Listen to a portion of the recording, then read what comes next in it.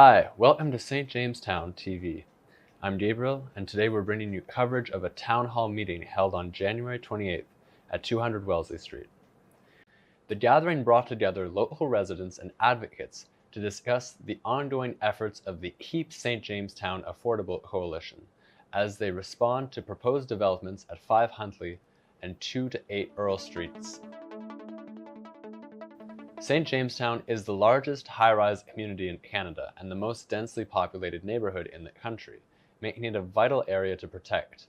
With affordable housing disappearing rapidly across Toronto, especially in Ward 13, residents are concerned about the impact of these new developments.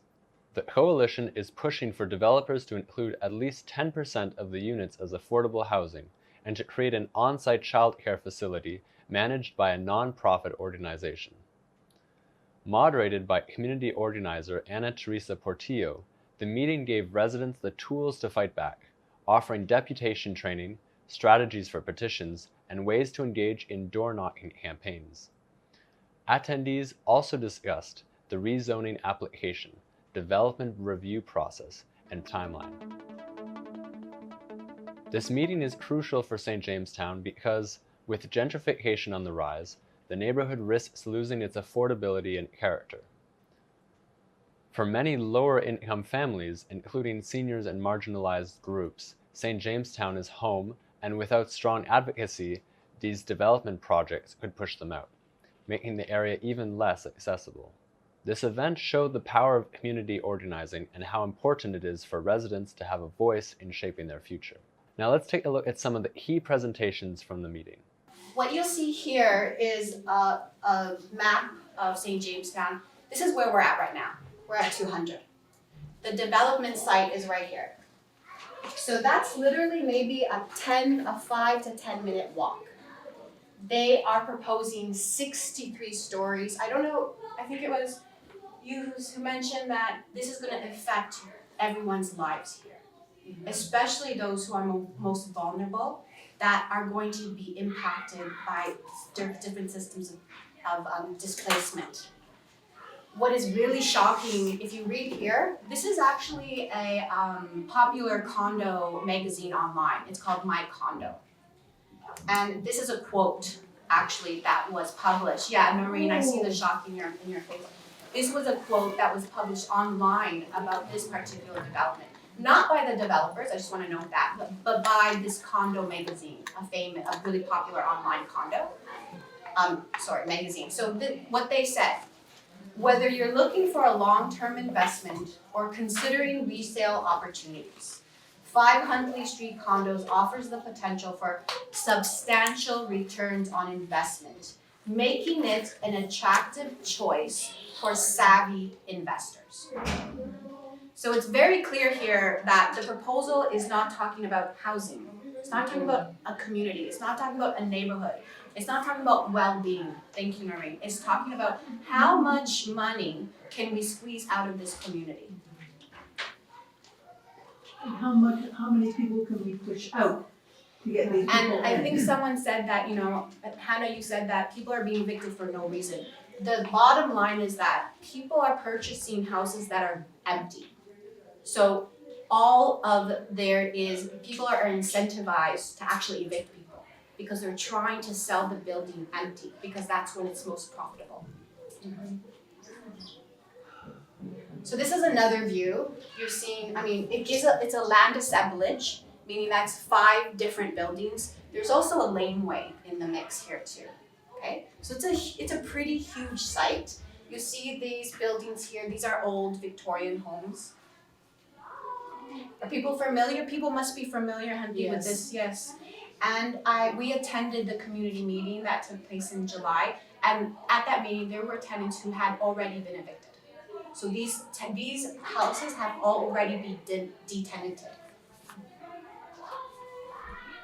So let's go through the proposal, the details. Everyone should have at least accessible to them a one-pager profile development review.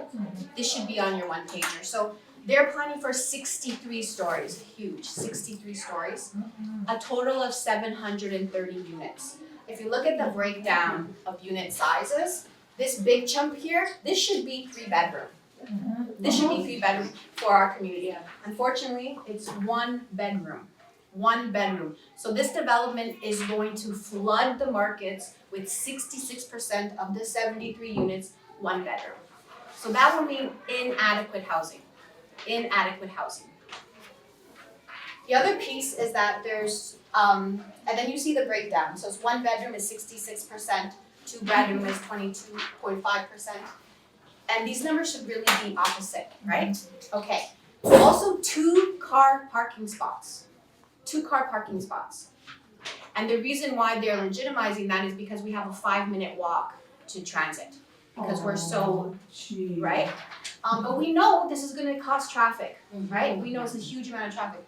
Then we have 806 bicycle parking, 6 elevators. That, I did the calculation, it's about 1 elevator per 122 units. In a climate disaster, we know how it goes with the elevators and the fires. This is disastrous. The other pieces is we have 0 community space. 0 community space planned. 0 green space. We know that St. Jamestown is actually the smallest, we have the less amount of green space per capita here in our neighborhood across the entire Toronto.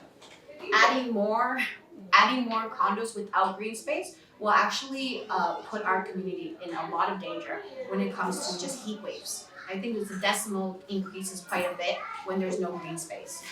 And then the worst part of it is 0 affordability.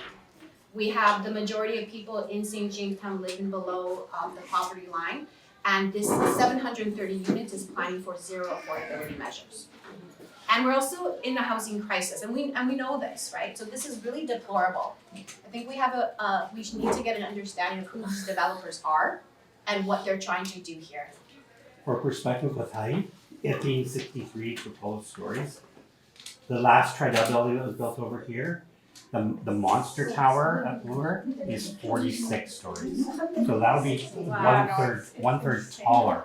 And so it also needs no sun. Yeah. Branding. Exactly. Branding, Exactly. right? Yeah. Okay, so what exactly is happening now? So in order for them to be able to build this monster, this huge development that currently does not respond to our community, they have to put in what's called a rezoning application.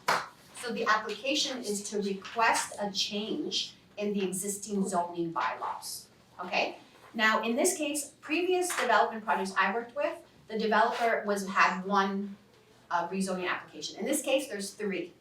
They're asking for 3 different approvals or different pardons so that we can, the community or the city can allow them to develop. Official plan amendment, zoning bylaw amendment, and a rental house demolition and conversion. Usually, in the public approval process, the fact that they have 3, they're asking for 3 different approvals from the city, we should have more to leverage. This gives us more to negotiate with. So, what is zoning bylaw? Zoning bylaw is basically a regulatory framework. It tells you what you can develop, what is permitted to be developed at a certain site, and what is not permitted. In this case, at the site, there's currently 2-story buildings, 2-story homes. So the scale is very low. It's also residential, so residential is permitted here. There's 2 types of development. One type of development is called as of right development. That means that area where you're developing, whatever your proposal is already matches what is permitted in that area. However, if you're trying to build something that doesn't match what's already permitted in that area, then you have a rezoning application. So in this case, one thing what we understand right off the bat is we're going from 2 stories or 3 stories to 63 stories. So this development is a rezoning application. It is not as of right development. In the densest neighborhood? They're creating, yes, so we're also the densest neighborhood in St. Jamestown. Thank you, Noreen, for naming that. So they're seeking more across North America. Yeah. They're seeking more density. So why is this important for us to know? The reason why is in this type of application, it requires a public approval process. That means us as the public, us as the community, we should be a part of this process of making the final decision, okay? So the fact that this is a public approval process, it allows the community to negotiate with the developer or negotiate with the city. So why do we wanna negotiate? We wanna capture a portion of the increase in land value that is generated from the increase in scale. So if a new type of development is allowed on this site, it's going to be a rezoning, so it's a different zoning that's already permitted. That means that the value of the land is going to drastically change. It's going to go up.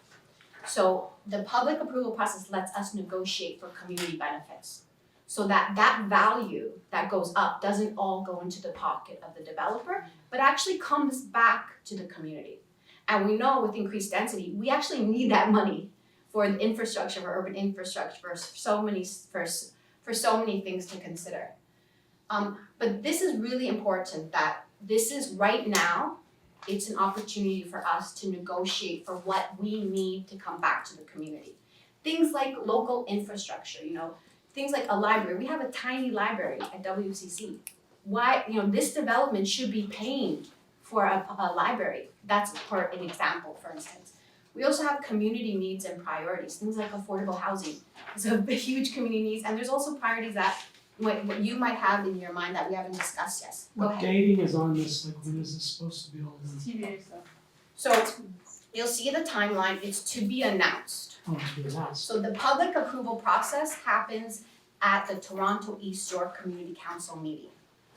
That meeting has not been decided, and it is a meeting where community members are welcome to come in. It is an opportunity for a public debate on the merits of this proposal. This is what we're all this is why we're having this meeting, is to prepare for that particular moment that we can offer what they call a deputation. Deputation is just sharing 3 to 5 minutes of what you wanna see at the development. If you agree with it, if you don't agree with it, what you think should change. So this is the timeline. At this location, there was community pushback in 2018, so a proposal at that time was withdrawn. Again, we've come again with a new application by Earl Huntley Limited Partnership. That was in April of last year. July 2024 was a community consultation. We were there, a lot of community members that had already been displaced were there as well. And there was a lot of pushback, again, about the size, about the lack of affordability, about the lack of green space. Where we're at right in September 2024, we have the we have the St. Jamestown Festival. And at that festival, we did a soft launch of the petition, the community petition. I hope all of you have seen it. If not, let us know, because we have our laptop here and you can sign the petition before you leave today. But the St. Jamestown petition was an opportunity to raise awareness about this development, because as you said, people really don't know about it. I've seen people who are living in the building that's going to be demolished and developed, and they don't know. They're living in the building and they still don't know. The problem with Toronto's bylaws with regards to the affordable housing percentage is it's on a case-by-case basis. I think it's Kingston or another city, in their bylaws, in their approvals process, it's automatic. Every developer must have 10% affordable in every development that they have. Toronto doesn't have that. This is time? Oh, I'm just getting the sign for the time we have to pick. Yeah. That's a great point. That policy is called inclusionary zoning, and we can talk about that a little bit later on as well. But I'm gonna have to speed up a little bit, my apologies. So SPN, the St. Jamestown Service Provider Network, actually put forward a letter. Linda, would you have the letter? Yeah. They created a letter and sent it to the Toronto East York Community Council. I'll just spread it. Yep. So feel free to take a look at it. This letter has already been submitted to the council, and it's the St. Jamestown Service Provider's objection to this proposal, and we put forward the merits of our objection and what we're looking forward to. In terms of where we're at right now, so we have a community meeting. This is happening today, and we have the next one scheduled. I'm glad to announce it today. It's gonna be on February 18th, so 3 weeks from now. So we're hoping that the next time we meet, we have maybe doubled or tripled in size, and we can really come to the Toronto East York Council in full force and have, we don't all have to depute, but if we come and show up and have a couple of deputations, we'll really have the impact that we need there. So February 18th is our next meeting, so make sure to sign in today so you'll get the follow-up emails. The next thing is the actual, you see this part in yellow? This is the statutory public meeting. This is what we're all organizing towards. It has not been announced yet, the date. Hi, welcome, Yeah, nice hi, to how are see you. you? Thanks so I much came for being late, here. but It's okay, I I'm glad want you're here. to be on the. What's your name? My name is Khadija. Khadija, yes, I'm So, what is the benefit of 200 Wellesley residents or people that, we have to like advocate for this statement or stand for that? What is the benefit for us? That's a really great question, and probably I'm not necessarily the best person to answer it. But the only way that we can actually stay in our homes, so prevent eviction, and the only way that we can make sure our communities are for people to live, our homes, not for making money, is if we actually get together and organize with one another. If we organize collective action. So even let's say you're in your home and you got an eviction notice, one of the best ways to defend yourself is to get together with your neighbors and your tenants. So where we're at right now is to talk about the recommendations that are existing right now that are floating out there. And you're gonna see there's 2 recommendations that have been put forward. Right now, you're gonna see these recommendations in the petition. If you've read the petition, these recommendations are on here. Also in the St. Jamestown Service Provider Statement. This statement also has these 2 recommendations. How did these recommendations come up? Well, the 2 pieces that we know affordable housing is critical, so we wanted to land somewhere on affordable housing. Why did we land with 10%? 10% is very low. It is nothing, it is very, very low.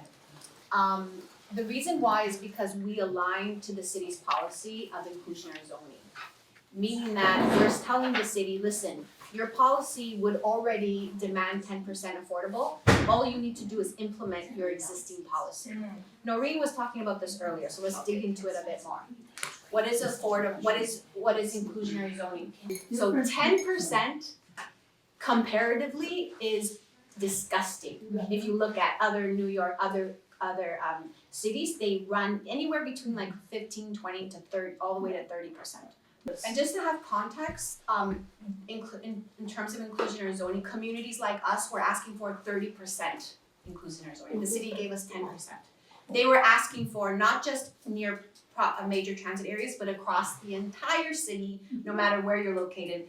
They gave us only in certain areas and still haven't decided those areas. Whereas in Kingston, it's across the board, doesn't matter where. So the other second demand that was put forward was local investment to free childcare facility. That was for the developers to have space and their building dedicated for a childcare facility that would be stewarded by local agencies or nonprofits that already do that work.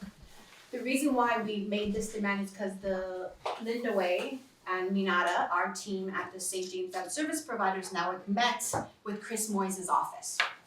And at that meeting, they put forward that this is what they're looking for, a local investment in free childcare. So we wanted to align our demand with that existing demand.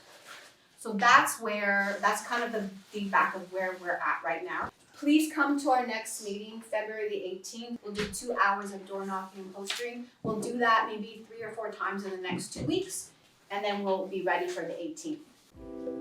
Thank you so much for watching. Don't forget to like, comment, share, and subscribe to our YouTube channel. Also follow us on social media, and for more information, check out our website.